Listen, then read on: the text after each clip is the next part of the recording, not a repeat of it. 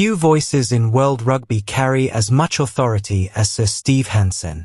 When the legendary former All Blacks coach shares his opinion, fans, players, and coaches across the globe stop and listen. This time, his message was impossible to ignore. According to Sir Steve Hansen, England's recent struggles are not simply the result of facing strong opponents or suffering a run of bad luck. He believes the real problem lies much deeper, and the team has lost something that once made it one of the most exciting sides in international rugby. England's latest challenge came against the world champion Springboks, who produced a commanding 45-21 victory at the famous Ellis Park Stadium. It was England's fifth consecutive defeat, extending what has become an alarming run of results under head coach Steve Borthwick. While the final score was disappointing enough, the performance itself raised even bigger questions. England showed moments of determination, but repeated errors, poor discipline, and a lack of accuracy allowed South Africa to take complete control of the contest. What makes England's decline so surprising is that only a year ago they appeared to be heading in the opposite direction. Under Steve Borthwick, the team had built an impressive 12-match winning streak. They defeated quality opposition and even managed to secure victories while several star players were away representing the British and Irish Lions. Confidence was high, belief was growing, and many rugby experts believed England were building towards becoming genuine contenders on the international stage once again. So how did a team that looked full of confidence suddenly begin losing its identity? According to Sir Steve Hansen, the answer can be traced back to one important change behind the scenes. He believes England have never truly replaced the influence of former skills coach Andrew Strawbridge, whose departure has had a much bigger impact than many people initially realized. Reflecting on England's performances, Sir Steve Hansen explained that the team's technical execution has noticeably declined. He pointed to the small details that often separate good teams from great ones. England once moved the ball with confidence. Their catch-and-pass game looked smooth. Their support lines were intelligent, and their ball carriers consistently won valuable meters. Today, many of those strengths appear far less consistent.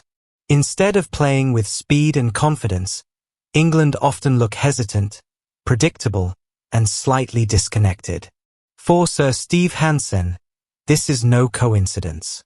He described Andrew Strawbridge as one of the finest skills coaches in world rugby, someone with a unique ability to improve the technical details that often decide the outcome of elite test matches. Those little improvements may seem invisible to casual supporters, but at international level they can make the difference between winning and losing.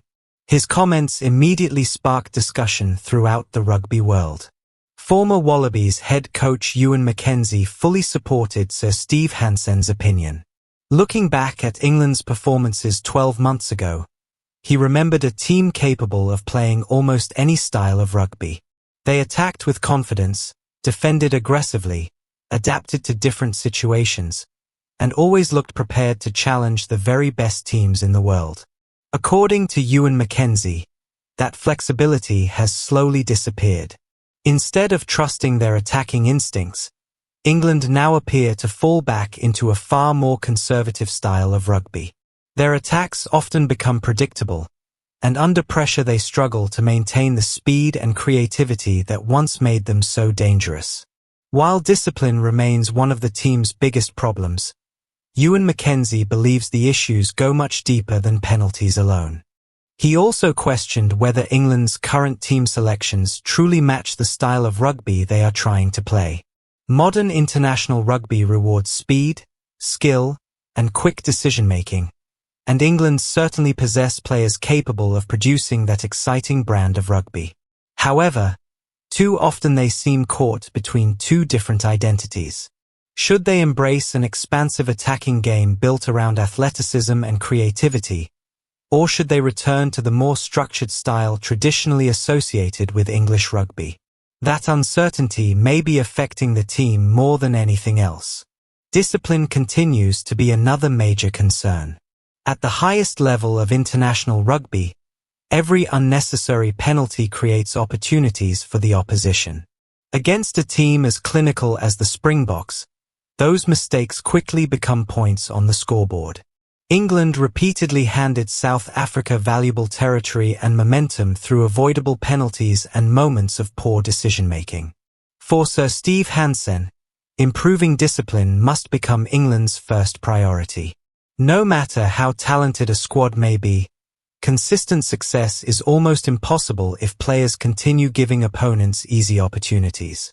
The defeat at Ellis Park also highlighted another important difference between the two sides. The Springboks dealt calmly with unexpected changes before kickoff and never allowed those disruptions to affect their performance. England faced similar challenges but struggled to adapt, allowing the match to slip further away as the game progressed. That ability to remain calm under pressure is one of the defining characteristics of championship-winning teams. It is a quality South Africa continues to demonstrate, and one England must quickly develop if they hope to compete consistently against rugby's elite nations. Despite the criticism, neither Sir Steve Hansen nor Ewen McKenzie questioned England's talent. In fact, both coaches agreed that the current squad possesses enough quality to compete with any nation in the world. The real challenge is transforming that potential into consistent performances every single week.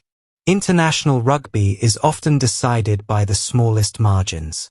A quicker pass, a better support line, smarter communication, stronger discipline, or faster decision-making can completely change the outcome of a test match. Those are exactly the details that Andrew Strawbridge was widely respected for improving during his time with England.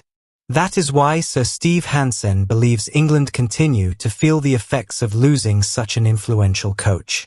Great coaches rarely receive the same attention as star players, but their influence often becomes most obvious after they leave. England now turn their attention to an important tour of South America, where they will face Los Pumas under head coach Felipe Contepomi. Playing Argentina away from home is never an easy challenge, and Steve Borthwick's squad knows another disappointing result would only increase the pressure surrounding the team. For Steve Borthwick, the coming weeks could define the next stage of England's journey. His players have already shown they possess the ability to win consistently at the highest level. The challenge now is rediscovering the confidence, discipline, and technical sharpness that once made England one of the fastest rising teams in world rugby. As rugby fans continue to debate Sir Steve Hansen's comments, one message stands out above everything else. Success at the highest level is rarely built on spectacular moments alone. Instead, it comes from mastering countless small details that supporters often never notice. When those details disappear, even the most talented teams can lose their rhythm, confidence, and identity. England now have an opportunity to prove that this difficult period is only temporary.